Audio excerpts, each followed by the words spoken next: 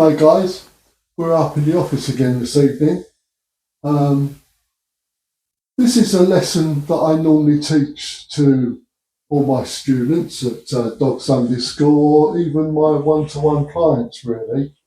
And this evening, I think has probably been influenced by a chat I had earlier on today with a gentleman when I was out working on environmental work with both of my dogs. I took them out separately. And I got chatting to a guy, and he was quite interested in dog training. And he asked me actually, why some dog trainers use clickers. And of course I explained. I also explained that I don't personally use a clicker. I tend to use my voice to mark correct behaviours. I find that using my voice, it's one less thing for me to carry.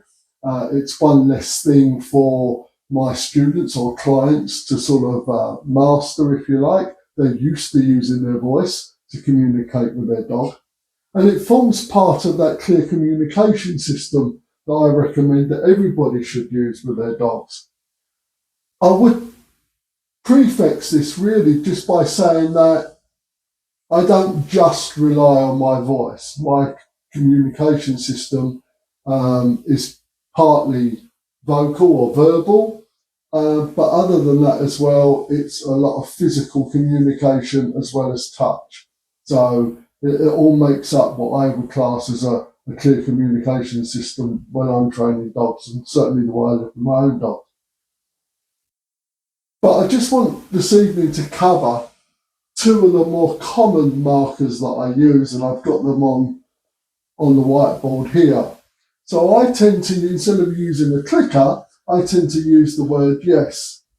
And what the meaning of yes is to our dogs, or what I'm trying to teach the dogs it means, is that what you have just done is correct. It's exactly what I wanted in that moment, okay? And I condition that yes word or that yes sound, okay? I condition that with a reward, okay, that then is going to reinforce that particular behaviour.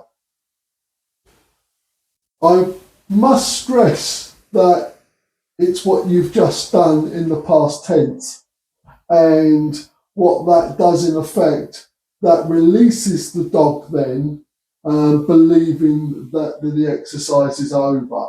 So a lot of people, and it's more commonly called a terminal marker.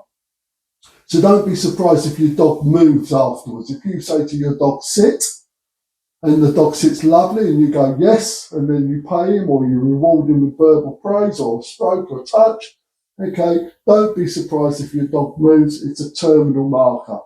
There's no endurance built into that, okay? When I'm working on static behaviours, or even if I've got the dog walking nicely next to me, I tend to use the word good.